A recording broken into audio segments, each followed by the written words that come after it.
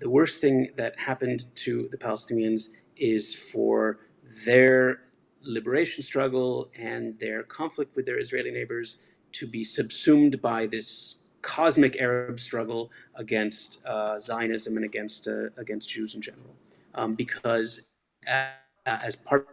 of a cosmic struggle, there's no room for any compromise, and that has stuck them in a place where no other liberation movement has ever found itself. So if we look at the Greeks, the Turks, the Armenians, the Bulgarians, the Czechs, and the Israelis for that matter, all of them have come to a point in history where they had to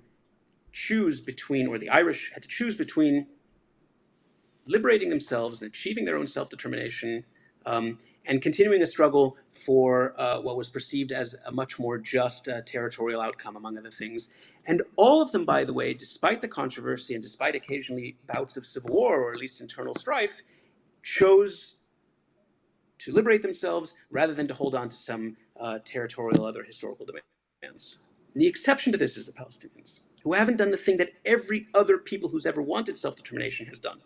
which is to say, yes, we have these great big historical territorial claims, but we actually would prefer our freedom right now, even if it means that it's on less land, or in the case of let's say the Armenians, on land that's not even actually our historic home, or in the case of Poles, for example,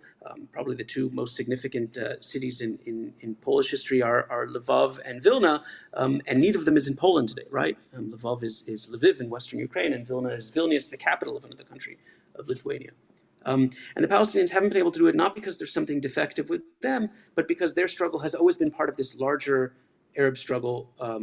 which has been not for self-determination, not a struggle for liberation, but a struggle for elimination, a struggle against the very existence of a Jewish state in the Middle East. The Palestinians today see the normalization agreements between some Arab states and Israel as a kind of betrayal, but I think this is an enormous mistake to see it this way. It's the best thing that can happen to them. When you see, by the way, in the Palestinian history, how many moments there have been where occasionally a Palestinian leader has looked to compromise, and it was the Arab world that blocked that, particularly on issues like Jerusalem. You can see how much this actually will be for them a good thing. To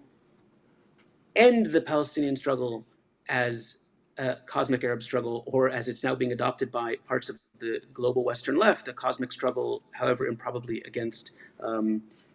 colonialism and racism and all sorts of other things that have nothing to do with our conflict here, is the one thing that will free them to start making decisions in their own interests and to hopefully, eventually, build something that looks like an independent state on something that's roughly resembles the lines of the West Bank and Gaza. I think this will be a good thing for Israel, a good thing for the region, and ultimately, even if it's not recognized right now, a good thing for the Palestinians as well.